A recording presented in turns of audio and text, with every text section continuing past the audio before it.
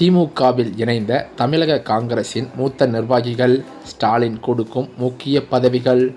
அதிர்ச்சியில் ராகுல் காந்தி. சமீப காலமாகவே தமிழகத்தை பொறுத்தவரை காங்கிரஸ் கட்சி இப்போது ஒரு மாற்றுப் பாதையை தேடத் தொடங்கிவிட்டது. திமுக கூட்டணியில் நீண்ட காலமாக அதிகார பகிர்வு கோரிக்கை நிராகரிக்கப்பட்டு வருவதால் 2026 சட்டமன்ற தேர்தலில் விஜயின் தவேகாவுடன் கைகோர்க்க ராகுல் காந்தி தரப்பு விரும்புவதாக தெரிகிறது. தமிழகத்தில் செல்வாக்கு மிக்க ஒரு புதிய சக்தியுடன் இணைந்து காங்கிரஸை மீண்டும் உயிர்ப்பிக்க ராகுல் திட்டமிட்டிருக்கிறாராம். இது வெறும் தமிழகத்திற்கான திட்டம் மட்டுமல்ல, தென்னிந்திய அளவில் ஒரு பெரிய மாற்றத்திற்கான அஸ்திவாரமாகவே பார்க்கப்படும் என்றும் சொல்லப்படுகிறது. ராகுல் காந்தி மற்றும் பிரியங்கா காந்தி ஆகிய இருவருமே 2029 மக்களவைத் தேர்தலை குறிவைத்து ஒரு புதிய தேசிய கூட்டணியை அமைக்க திட்டமிட்டு வருவதாக அரசியல் விமர்சகர்கள் கூறி வருகின்றனர். இந்த மாற்றுப்பாதையை விரும்பாத காங்கிரசின் மூத்த நிர்வாகிகள் பலர் திமுக பக்கம் தாவ இருப்பதாகவும் சில கதைகள் வெளியாகி வருகிறது. இந்த நிலையிலோ நடிகர் விஜய் தொடங்கியுள்ள தமிழக வெற்றிக் கழகம் புதிய அரசியல் சக்தியாக உருவாகியுள்ளதால் 2026 தேர்தலில் போட்டி கடுமையாக இருக்கும் என்பது தெளிவாகியிருக்கிறது. இதனால் திமுக கூட்டணி கணக்குகளில் பெரிய மாற்றங்களை செய்ய யோசித்து வருவதாகவும் கூறப்படுகிறது. குறிப்பாக காங்கிரஸ் கூட்டணியில் இருந்து வெளியேறினாலும் பிரச்சனை இல்லை, அதற்கு பதிலாக தேமுதிகவை கூட்டணிக்குள் கொண்டு வரலாம் என்ற நிலைப்பாட்டில் சில திமுக தலைவர்கள் இருக்கின்றனர் என பல தகவல்களும் வெளியாகி வருகிறது. தேமுதிக இதற்கு முன்பு ஒருபோதும் திமுகவுடன் கூட்டணி அமைத்ததில்லை. ஆனால் 2026 தேர்தலில் 9 தொகுதிகள் வழங்க திமுக முன்வந்துள்ளதாகவும் கூறப்படுகிறது.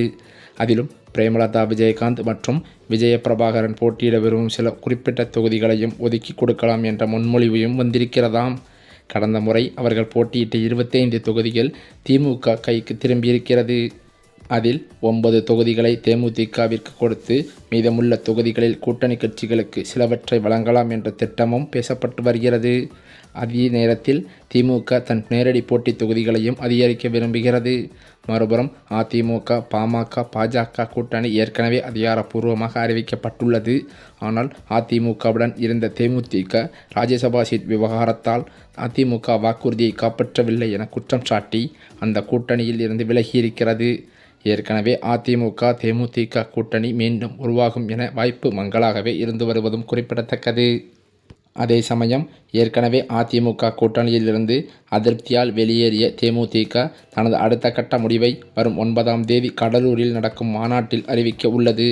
காங்கிரஸ் வெளியேறினால் மிஞ்சும் தொகுதிகளை தேமுதிகவுக்கும் கூடுதல் சீட் கேட்கும் மற்ற கூட்டணி கட்சிகளுக்கும் பிரித்து கொடுத்துவிட்டு அதிக இடங்களில் தாங்களே நேரடியாக போட்டியிட திமுக கணக்கு போடுகிறதாம்.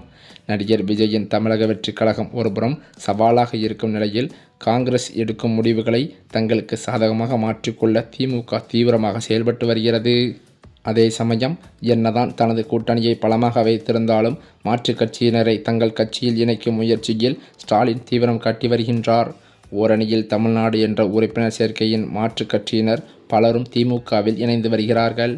அதிலும் குறிப்பாக அதிமுக மற்றும் பாஜகவை சேர்ந்த முக்கிய நிர்வாகிகள் பலரும் சமீப காலமாகவே திமுகவில் இணைந்து வருவதால் நாளுக்கு நாள் ஸ்டாலினுக்கு பலம் கூடிக்கொண்டே செல்கிறது. இப்படியான நிலையில் அண்ணா அறிவாலயத்தில் முதலமைச்சர் ஸ்டாலின் முன்னிலையில் அதிமுகவின் எக்ஸ்-எம்எல்ஏக்கள் இருவர் தங்களை திமுகவில் இணைத்து கொண்டனர். 1991 தேர்தலில் சிவகாசி எம்எல்ஏவாக இருந்த பாலகங்காதரன், பழனி எம்எல்ஏவாக இருந்த சுப்புரத்னம் ஆகிய இருவரும் திமுகவில் ஐக்கியமாகியுள்ளனர். இதில் குறிப்பாக பாலகங்காதரன் ஓபிஎஸ்ஸுக்காக ஆதரவாக டிவி நிகழ்ச்சிகளில் பங்கேற்று மும்முரம் காட்டி வந்த நிலையில் திடீரென கட்சி மாறியிருக்கிறார். இதனால் சமீபத்தில் ஓபிஎஸ் ஆதரவாளரான மனோஜ் பாண்டியன் எம்எல்ஏ திமுகவில் இணைந்ததும் குறிப்பிடத்தக்கது. மேலும் அது மட்டுமில்லாமல் தமிழக காங்கிரஸ் கமிட்டியின் தலைவராக இருந்து வரும் செல்வ பெருந்தகை தற்போது மாற்றப்பட வாய்ப்புள்ளதாக டெல்லி அரசியல் வட்டாரங்களில் பரவும் செய்தி திமுக கூட்டணியில் அதிர்ச்சியை ஏற்படுத்தியிருக்கிறது. விருதுநகர் நாடாளுமன்ற உறுப்பினர் மாணிக்கம் தாக்கூர் புதிய தலைவராக நியமிக்கப்படலாம் என்றும் பேசப்பட்டு வருகிறதாம். சமீப காலமாகவே மாணிக்கம் தாக்கூர் ஆட்சியில் பங்கு என்ற முழக்கத்தை தீவிரமாக முன்வைத்து வருவது திமுக தலைமைக்கு சங்கடத்தை ஏற்படுத்தியிருந்தது. இப்படியான நிலையில் ராகுல் காந்திக்கு நெருக்கமானவராக இருக்கும் மாணிக்கம் தாக்கூர் தலைவரானால் திமுக மற்றும் காங்கிரஸ் உறவில் புதிய மாற்றங்கள் ஏற்படும். 2026 சட்டமன்ற தேர்தலை முன்னிட்டு கூட்டணி கணக்குகளை சரி செய்வதற்காக மேலிடம் இந்த மாற்றத்தை திட்டமிடுவதாகவும் தெரிகிறது. இருந்தாலும் செல்வ பெருந்தகையை பதவியிலிருந்து நீக்கினால் அது சமூக ரீதியான விவாதங்களை உருவாக்கும் என்பதால் காங்கிரஸ் மேலிடம் மிகவும் கவனமாக ஆலோசித்து வருகிறதாம். இந்த தலைமை மற்றும் மாற்றமானது உறுதியானால் வருகின்ற பொங்கலுக்கு பிறகு அதிகாரப்பூர்வ அறிவிப்பே வெளியாகும் என புதிய தகவல்களும் வெளியாகியுள்ளது. ஏற்கனவே தமிழகத்தில் வரவிருக்கும் சட்டமன்ற தேர்தலை முன்னிட்டு அரசியல் களம் வேகமாக சூடுபிடிக்க தொடங்கியிருக்கிறது. மேலும் கூட்டணியில் உள்ள காங்கிரஸ் கட்சி இந்த முறை ஆட்சியில் பங்கு வேண்டும் என்று பிடிவாதம் பிடித்து வருகிறதாம். இதற்கு திமுக உடன்படாத நிலையில் ஒருவேளை காங்கிரஸ் கூட்டணியை விட்டு வெளியேறினால் அந்த இடத்தை தேமுதிகவை கொண்டு நிரப்ப திமுக தலைமை திட்டமிட்டிருக்கிறதாம்.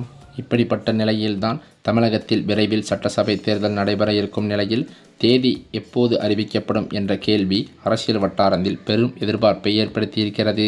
இதற்காக அனைத்து அரசியல் கட்சிகளும் தீவிரமாக தயாராகியும் வருகின்றனர். இந்த சூழலில் தேர்தல் அறிவிப்பு தொடர்பான முக்கிய தகவல் வெளியாகியிருக்கிறது. கடந்த 2021ஆம் ஆண்டு நடைபெற்ற தமிழக சட்டசபை தேர்தலில் திமுக வெற்றி பெற்று ஆட்சியை கைப்பற்றியது. அதன் தொடர்ச்சியாக 2021 மே 7ஆம் தேதி திமுக தலைவர் மு.க. ஸ்டாலின் தமிழக முதல்வராகவும் பதவியேற்றிருந்தார். தற்போது அந்த ஆட்சியின் 5 ஆண்டு காலம் 2026 மே மாதத்தில் நிறைவடைய இருக்கிறது. இதனைத் தொடர்ந்து அடுத்த சட்டசபை தேர்தலுக்கான பணிகளில் அரசியல் கட்சிகள் முழுவீச்சில் ஈடுபட்டு வருகின்றன. இந்த முறை தமிழகத்தில் 4 முனை போட்டி நிலவி வந்தது. திமுக தலைமையிலான கூட்டணி, அதிமுக தலைமையிலான கூட்டணி, சீமானின் நாம் தமிழர் கட்சி மற்றும் நடிகர் விஜய் தலைமையிலான புதிதாக உருவான தமிழக வெற்றிக் கழகம் ஆகிய கட்சிகள் தேர்தல் களத்தில் நேரடியாக மோத இருக்கின்றன. மேலும் திமுக தனது தற்போதைய கூட்டணி கட்சிகளை தக்க வைக்க முயற்சி செய்து வரும் நிலையில் அதிமுக தரப்பில் எதிர்க்கட்சித் தலைவர் எடப்பாடி பழனிசாமி மற்றும் பாஜக தலைவர்கள் கூட்டணியை பலப்படுத்தும் பணிகளில் ஈடுபட்டு வருகின்றனர். விஜய் தனது கட்சிக்கான கூட்டணியை அமைக்க முயற்சி செய்தும் வருகிறார். அதே நேரத்தில் நாம் தமிழர் கட்சி தனித்து போட்டியிடும் என சீமான் ஏற்கனவே அறிவித்ததும் குறிப்பிடத்தக்கது. இந்த நிலையில்தான் தமிழக சட்டசபை தேர்தல் தேதி எப்போது அறிவிக்கப்படும் என்பது குறித்து முக்கிய தகவலானது வெளியாகியிருக்கிறது. அந்த தகவலின்படி பிப்ரவரி மாத தொடக்கத்தில் இந்திய தேர்தல் ஆணையத்தின் தலைமை தேர்தல் ஆணையர் ஜானேஷ்குமார், தேர்தல் ஆணையர்கள் சுக்பீர் சிங் மற்றும் விவேக் ஜோஷி ஆகியோர் தமிழகம் வருகை தர உள்ளதாக சொல்லப்படுகிறது. இந்த ஆய்வுகள் மற்றும் ஆலோசனைகளுக்கு பிறகு தமிழக சட்டசபை தேர்தல் தேதியானது மார்ச் மாத தொடக்கத்தில் அறிவிக்கப்படும் என்றும் கூறப்படுகிறதாம். மேலும் அது மட்டுமில்லாமல் திமுகவிற்கும் காங்கிரஸுக்கும் இடையே நிலவும் இந்த தார்மீக மோதல் தமிழக அரசியலில் ஒரு புதிய துருவ முனைப்பை உருவாக்கும் என்றும் சொல்கிறார்கள். இதன் காரணத்தினால் தமிழக காங்கிரசின் கதை, அதாவது தமிழக அரசியலை விட்டே போகும் அளவிற்கு தள்ளப்பட்டுள்ளது என்றே காங்கிரசின் நிர்வாகிகள் கூறி வருவதாகவும் தகவல்கள் பரவி வருகிறது. இதனால் ராகுல் காந்தியும் கடும் அப்செட்டில் இருந்து வருகிறாராம். இந்த சூழ்நிலையில்தான் திமுக மீதான ராகுலின் இந்த கோபத்தை ஏற்றுக்கொள்ள முடியாத தமிழக காங்கிரசின் சில மூத்த நிர்வாகிகள் பலர் திமுகவில் இணைவதற்கான ஆர்வத்தை காட்டி வருவதாக தகவல்கள் கசிந்துள்ளது. இதற்காக ஸ்டாலினை நேரில் சந்தித்து பேச்சுவார்த்தையும் நடந்து வருவதாகவும் ஒரு சில தகவல்கள் கசிந்து வருகின்றன.